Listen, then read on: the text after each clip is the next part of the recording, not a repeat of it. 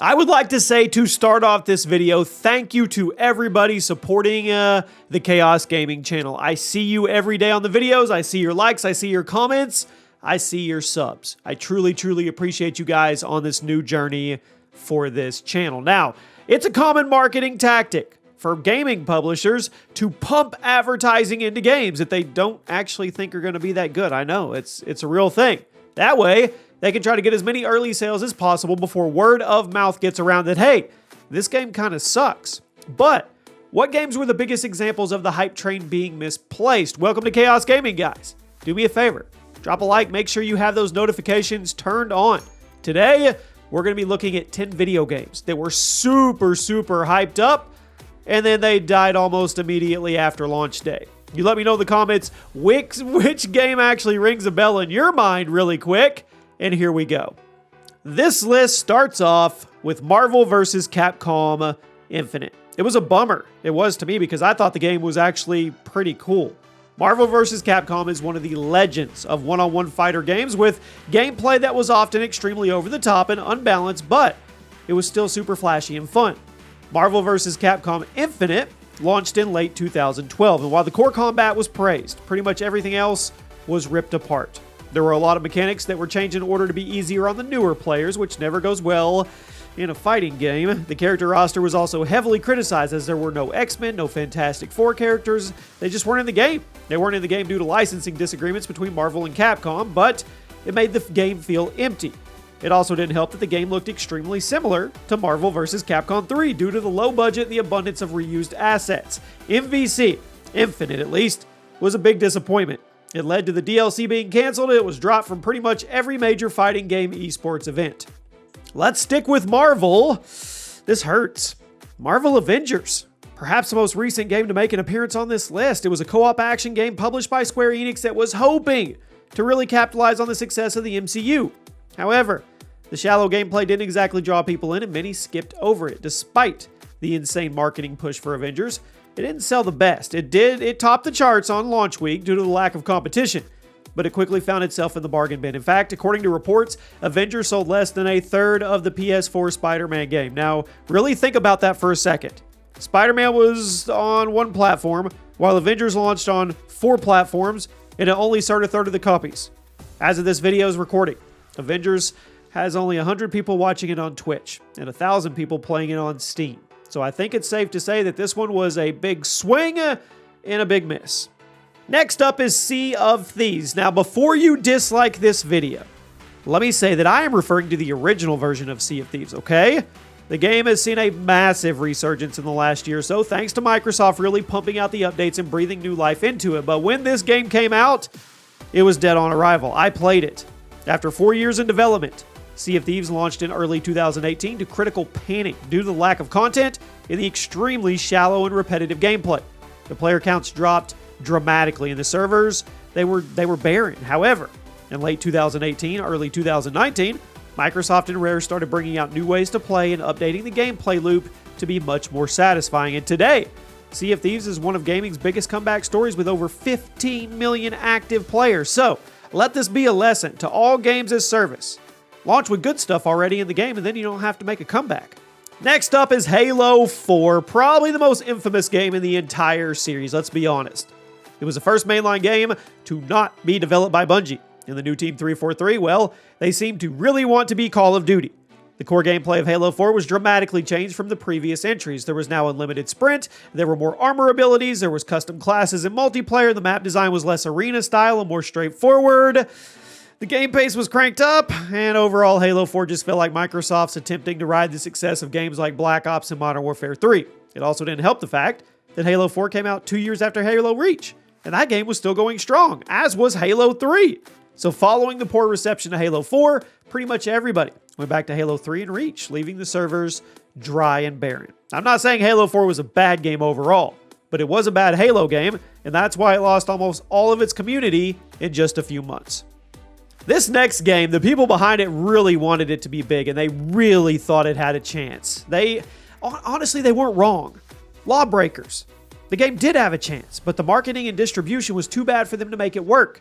Lawbreakers was developed by Boss Key Productions, and it was headed by none other than Cliff Blazinski, one of the masterminds behind Gears of War and Unreal Tournament. The game was meant to be kind of this a blend of arena shooter and hero shooter, kind of like Overwatch mixed with Quake, which sounds awesome. The gameplay was honestly really good, and the game had a ton of potential, but it fell apart with the marketing and lack of communication. The marketing for Lawbreakers was in your face. It was actually kind of obnoxious, and the business model actually changed a couple times before the game actually came out. Originally, it was going to be free to play. Then later, they changed their minds and put a price tag on it, which turned a lot of people off. You don't say it's free and then take it away. You just don't do it to gamers. It also didn't help that the PS4 version was buggy on launch day, and the PC version wasn't really pulling people in. The game did go free to play a few months after release to try and bring people back, but it wasn't happening. At number 5, and let's get an obvious one out of the way here, Anthem. Yeah, I know, EA really wanted their own version of Destiny to capitalize on the looter-shooter craze. However, the countless reports of BioWare's lack of leadership led to a complete disaster of a game that died almost immediately after launch. We're talking quick here, guys. Anthem was a sci-fi shooter. It launched in early 2019, had a lackluster beta, an extremely confusing release schedule where different customers got the game at different times for no reason. Now, the game looked cool, sound design was cool, but everything else was ripped apart. Poor storytelling, shallow world, greedy business model, repetitive level design, crappy loot, you name it, Anthem had it. Now, there are rumors of a total revival in the works for new consoles, but honestly, I'll believe it when I see it. At number 4. Raise your hand if you remember this game. It wasn't long ago. Hyperscape. I saw people advertising it, streamers. It was a free-to-play BR from Ubisoft that had a lot of cool ideas, I'll admit that. The movement was fluid, the art style was pretty unique for a BR genre. Plus, it was the first game that I know of that would actually integrate Twitch viewership into the gameplay experience. If you're watching a Twitch stream of Hyperscape and the streamer has that game linked to their account, the viewers can actually vote on the various gameplay modifiers like infinite ammo or low gravity movement. They can change the pace of the game. They can make the viewers control some stuff, which is cool. But Hyperscape was almost immediately dropped by the Twitch community, the gaming community as a whole. It was seen by many as just another Battle Royale cash grab, and while the gameplay was good, it wasn't good enough to keep up with the competition like Warzone, PUBG, and Apex Legends. Unfortunately, as of the recording of this video, Hyperscape has less than 400 viewers on Twitch. At number 3, Ghost Recon Breakpoint. Now, the last 2 Ghost Recon games have been criticized for their departure from the series' roots. However, Breakpoint was ripped apart by gamers and critics alike for a laundry list of reasons. Instead of being a tactical stealth shooter like previous Ghost Recon games, it was an open-world shooter similar to The Division. The story was heavily criticized for its abundances of cliches and lack of real character development, while the gameplay, it was critiqued for being shallow and repetitive. But we're really saying Breakpoint was the business model. The game was filled with gameplay-changing microtransactions, some of which gave you a distinct advantage in the PvP portions, while others just let you bypass the absurd grind walls in the PvE. Breakpoint was a mess, and it was dramatically missed its sales expectations. At number 2, Evolve. One of the most infamous examples of an overhyped failure. Launching in February of 2015 with a huge marketing campaign behind it, which isn't always a good sign. Designed by the previous developers of Left 4 Dead, that's a promising thing. Evolve was an asymmetrical multiplayer game where a team of hunters faced off with a single-player controlled monster. Now, the whole point of the game was for the hunters to kill the monster and the monster to kill the hunters. Just survive the time limit, right? It was a cool concept, and the first couple games were exciting. But then the game was heavily criticized for its business model. Despite being a multiplayer-only game, it was selling for full price, and it had an expensive season pass. Plus, it hardly had any content, and it had hundreds of dollars worth of cosmetic DLC that was not included in the season pass. This pissed everybody up. The player base dried up. 2K Games was forced to transition Evolve into a free-to-play model a couple years after it was released, but that wasn't even enough to save it, and the servers were turned off in 2018. And at number 1 today, Overkill's The Walking Dead. Few games have killed themselves quite as quickly as this one, and for how quickly this game was erased from the internet, it's number 1. It was supposed to be this awesome co-op FPS developed by the people who made the excellent Payday 2 and based on an extremely popular Walking Dead franchise at the time. And the trailer got me, I drank the Kool-Aid, I did.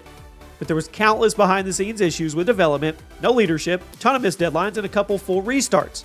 So eventually, Overkill was forced to just throw together whatever they could in order to ship and meet the publisher expectations. And let's say that didn't go well. The Walking Dead launched on PC in November of 2018 with console ports planned for the next year. It was destroyed. The gameplay was horrible. Bugs, glitches, AI was horrible. The online barely worked. The list goes on. 4 months after the PC release, the team announced the console ports were canceled, and a few days after that, The servers were turned off and the PC version was pulled from sale completely, erasing it from the internet. And that makes me, I feel like there should be a law. If your game doesn't last 6 months and you turn off servers and everything, I think you should issue a full refund to anybody who bought the game. Let me know if you guys agree or disagree. Let me know if there was another game that was overhyped that died instantly that was deserving of being on this list. On the screen now is a playlist and a most recent video. You guys click one of those and I'll see you over there.